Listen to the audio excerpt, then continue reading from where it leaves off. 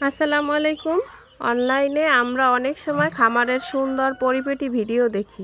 সব কিছু যেন একদমই সহজ আর নিখুঁত মনে হয়, কিন্তু এর পিছনে যে পরিমাণ পরিশ্রম, সময় আর ধৈর্য লুকিয়ে থাকে সেটা আসলে বাইরে থেকে বোঝা যায় না। খামার করা দেখতে যতটা সহজ লাগে, বাস্তবে ততটাও সহজ না। প্রতিদিনের যত্ন, নিয়ম মেনে কাজ আর ছোট ছোট বিষয়ে সতর্ক থাকা, সব কিছু মিলিয়ে এগিয়ে নিতে হয়, কারণ একটা ছোট ভুল পুরো খামারটাকেই ক্ষতির মুখে ঠেলে দিতে পারে। এই কাজের মাধ্যমে যেমন লাভ আছে, তেমন ঝুঁকিও কম না। বিশেষ করে ভাইরাস বা রোগে আক্রমণ করলে মুহূর্তের মধ্যেই সব শেষ হয়ে যায়।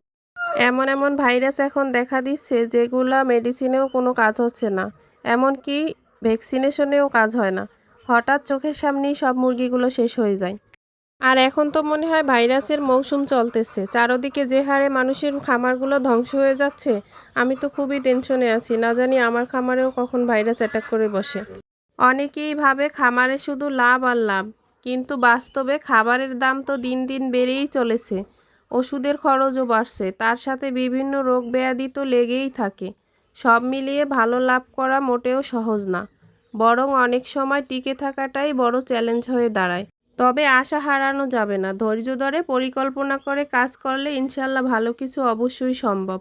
আমার নিজের অভিজ্ঞতা থেকে একটা কথা বলবো, শুরুতে একটা প্রজেক্ট নিয়ে না বসে থেকে ছোট ছোট কয়েকটা প্রজেক্ট একসাথে শুরু করা ভালো।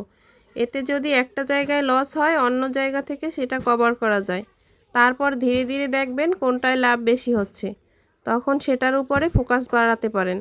তবে এক্ষেত্রে আপনাকে অনেক পরিশ্রমী আর ধৈর্যশীল হতে হবে, কারণ এখানে পরিশ্রমের সাথে সাথে ধৈর্যটাও খুবই গুরুত্বপূর্ণ। ধৈর্য যদি না থাকে, আপনি কখনোই এখানে টিকে থাকতে পারবেন না। যখন আপনি এখানে টিকে যাবেন, তখন বাকিগুলো আস্তে আস্তে কমিয়ে দিতে পারবেন। আর অবশ্যই শুরুটা করবেন ছোট করে। অভিজ্ঞতা আর বুঝ বাড়ার সাথে সাথে ধীরে ধীরে বড় হবেন। খামার আসলে শুধু একটা ব্যবসা না, এটা ধৈর্য, দায়িত্ব আর ভালোবাসার একটা লম্বা যাত্রা। যারা এই পথে আছেন তারাই জানেন এর আসল কষ্ট আর সৌন্দর্য।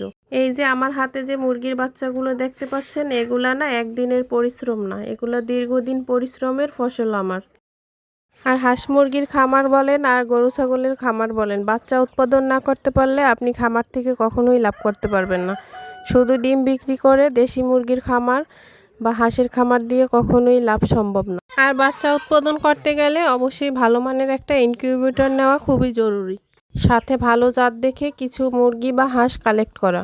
আমি আমার খামার কিভাবে কি পরিচালনা করি, ইনশাল্লাহ খুব শীঘ্রই এই বিষয়গুলো নিয়ে বিস্তারিত ভিডিও আসবে আমার ইউটিউব চ্যানেলে।